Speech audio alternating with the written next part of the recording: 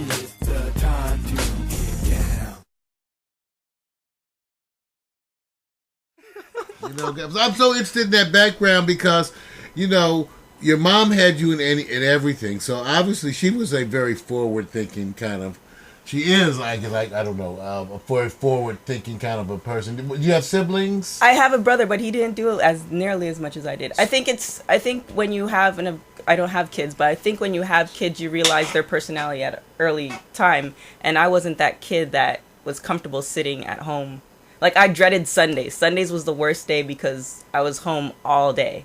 And at one point, my grandmother took me to church, and, that was a breakup. But I couldn't stand Sundays because I was just there. And, as people get older, my mom was obviously older than me, and she would just sleep all day. I'm just like... They were tired from working. They were just tired. And I understand that now, but when I was younger, I just couldn't stand it. So my mom had me in something almost every night, and then I was always doing something in school. So that's incredible. All right, so Ollie, so tell us how you ended up. We know how you got to school because of the track. In the meantime, what were you thinking about in terms of professions? Because it's so hard. They bug you when you're young. I always say they make you make decisions based on what? Actually, my parents didn't make me make any decisions. Okay, but the world kind of pushes you, I guess, to decide. Yeah. I mean, when I got to college, the whole idea that you had to try to decide on a career, when you even though you're not sure, they at least make you make a choice of a direction. And that felt so premature to me because I was like, well, I don't really, how do I know what I want to do? I'm just getting to college. I think I want to do this, but... Yeah. So, but you got to college. What did you pick as a major? I was a business... I know what you should say.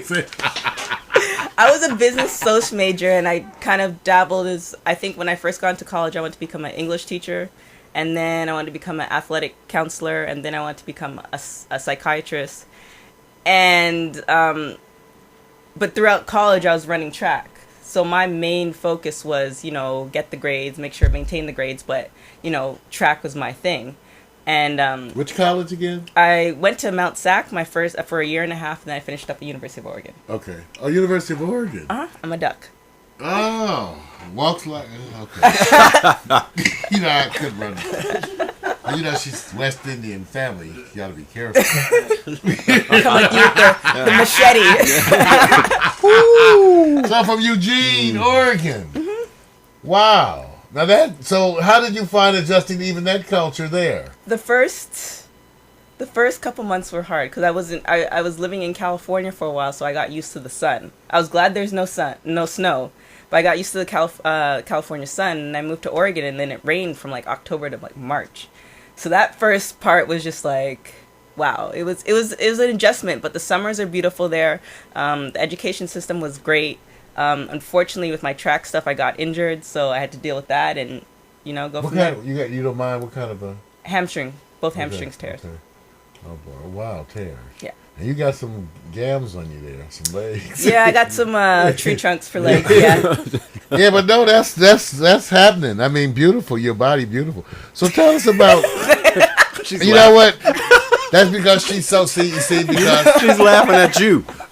I stutter. I know. Because she's going like, oh, you're not looking at me. Well, I'm trying not to. I get distracted. It's hard to be up here. You have to be professional. I know. I see you're sweating and everything. Oh, okay. I put on the glasses so they can't see where I'm looking. I'm old. But tell us about this writing and your whole writing and your co-hosting, your whole on-air thing, because you morphed from this young jock, but well-trained and well-versed. I mean, thank God your parents and your mom for what you did, So here you are. Now you get into this area where you're stepping out into, like, uncharted territory, being a host and all those things. Not really, because I did, like I said before, my beauty pageants, I did, I think, about 6 or 7 of them. Really? Yeah. And I think that was the best thing that I could have done at the time in that whole transition period, not necessarily knowing what you want to do. Because I discovered, and I always knew this, that I was vain. Like, I like looking myself in the mirror, I like looking pretty, that type of stuff. And I like being confident you said that so easily. I like being on stage, and that was a good transition as far as getting polished to be comfortable to be in front of the camera or being on the stage. And then through that, with the personal training, I was running my own business. I started getting calls for See West TV. Indians, see here that they run they all got businesses. You got to make the money. You can't be rich working for a company. So I just did from the personal training. I got the TV interviews, and then from that, I realized that this was what I wanted to do, and I just started using my fitness background to further me in the TV industry. Can I ask you, what did you do as a talent segment? Oh gosh, my first one, I played the piano and I did spoken word. Really? Yes. Okay, see? Okay. Yeah, because I couldn't sing. That was why I didn't want to embarrass myself. Right. Yeah, I think the two or three that I won, I did a African dance and spoken word or something like that. So that's impressive. All right, so tell us about where you are today. Well, I'm here now. And we're so blessed. She made that I'm simple. in LA. Wow. You living here now? You living here? I saw I am address. 6 months. I think 6 months in LA now so far. I moved back after school. I moved back to Toronto. I traveled to a couple of places in Europe and Africa, and then came back. Then did some other stuff, and then I decided LA is the place to be for now. Now, when you say you did this traveling, you say it so nonchalantly. You have to travel. So, everybody don't have, so obviously it's in your whole being to get up and explore. Obviously, because you say it so nonchalantly. And everybody doesn't do it like that. Torkwase just, I'm going to go to Africa. I just went to Africa, a couple other places.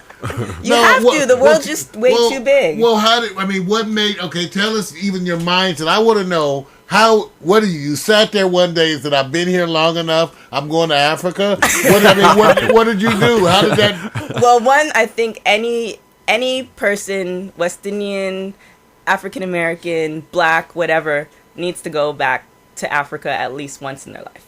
Okay, I know that for sure. Okay. Just because it was amazing. I went to Kenya. I was in Nairobi, and it was just amazing to see a lot of the West Indian culture.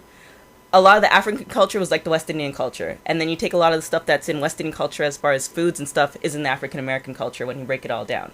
So it's amazing to see that. And when I went to Kenya, I was with a group of white people, and the Africans were kind of like, they weren't used to seeing Black people all the time. Right. And then on top of that, a girl with an African name. Right. So they were just kind of confused altogether. Right. So that was a great experience. And then at one point after I finished school, I moved back to Toronto, couldn't find a job, and I was just like, you know what, this is the time. So I lived in Mexico. So she couldn't find a job, so she goes to travel. Yeah, essentially. You can do a lot when you have a pretty face. I'm loving it. That's what I said. I'm loving it because that's my point. There's always such a story behind getting to these places. Is always sometimes so much more than even the arrival. Yeah. Just to see you have because everybody. Well, it's the fact that you're willing to take risks. That's what life is about. You don't take risks, then you just stay in the same pot. That's what internet television is all about. Because it's all risk. Because none of us know what the hell we're doing with this.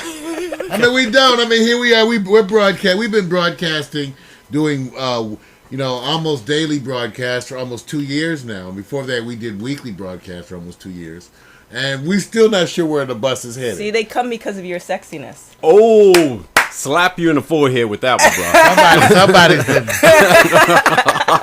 Okay. You got you on that one, huh? They come to see you. Well, thank you. Yeah, right. You know and what? we know what they're going to be coming to see now. Wait, she's on my team. I'll On my tell you, team. I Vic. like this one, boy. This one works. I just can't. I ain't gonna say nothing. Let me shut up.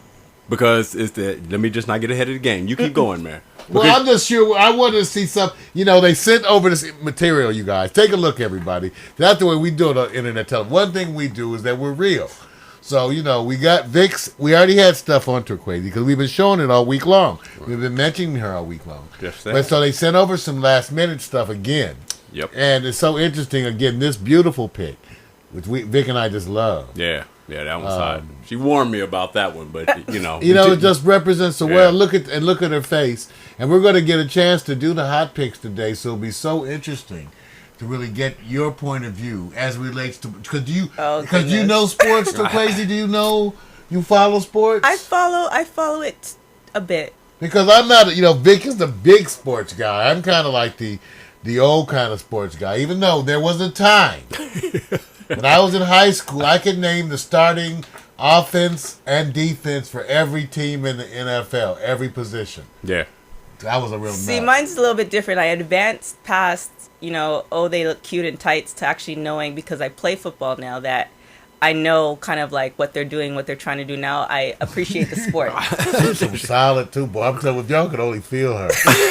But you know what, Torkwase, when I was in college, I dated. I used to tell this joke on the show. I dated a woman who was a cross-country runner. Oh, how was that? Lots of Her endurance. whole body, I tell people, it's an amazing thing, even though, I will say this, I said one time she was laying in bed, sleep, with her arm kind of across the pillow, and from her wrists all down her back was all ripped muscle. And I remember thinking, ooh. When they all that powerful, when you see them sleeping in that, you look at that back, and they all that musculature. But I will say, it is amazing as a man. I don't know who other people have had that. I mean, some men have. To date a physical specimen like this, but this was just a young lady who was running cross country. But as you know, if you can survive cross country, practice. Thank you. Yeah. Some sports, if you could just survive the practice, you bad. Yeah, Yes. pretty much. They would run to the beach and then start training. Yes. And hey, I'm for the cross country. Ran it too. I'm just telling everybody. You can tell. I hate that. I keep touching you. She feels like the real thing now. I ain't jiving. Thank you. Yeah, because it's beautiful. Okay. So we got to scroll down. Okay, explain these. That was for a fitness competition that I did. I think I placed 5th. Wow, love your belly button. You would notice that, wouldn't you? Now look at all that. That's one of my favorite shots right there. Look at that. It's because it's so. I like the. You know what? It's above the head. It says, "No excuses, no fear." There you go. I love it. Love that. And she speaks so well. It's a Canadian education. And hey, Torkwase, Vic and I joke about that, but Vic and I both went to public schools here in L.A. Yes. Back when it was a different thing then, though. Okay. Because it was much better then. But Vic and I both went to public. In fact, I was in L.A.'s first busing program. Yeah. So we're products of the, just now it's a little rough. But boy, look at you, girlfriend. Yeah. So tell us about your business. You My say business. you have a business. You still have a business? I have. I was running a personal training business in Toronto. So so now you're down here. now I'm down here, and I'm trying to get together with the broadcasting side of it. Oh, yeah, like a show, huh? Essentially like a show. Like a workout show. And maybe have a tape I wouldn't. and a calendar. And How about a tape with, and a calendar? with short shorts and a bra Yeah, top. because all of that, because you can. We tell people all the time, we know the ways to have the calendars right, on demand, DVD on demand, and you're so talented. There you go. Well, if you come with me, then it'll work. Your sexy face and my sexy body. Oh. I'll be the announcer. Oh. I'll be the announcer. I could be the announcer for her. Oh. I could be, because I can showcase her, because I can tell everybody how much I appreciate it. And I couldn't even handle it. I just want to see how you work out when she Look does at it. her. I want to see how you work it out, man. I know. I had to block All the right. photos for a while. I started getting a headache. Now tell us, okay, what about, okay, we're going to go to the new sports in a minute, but what about this site here? Tell us about this blog spot. The blog spot is Well, I might. something I'm working on. You always go to that picture. At least 5 or 6 times a day.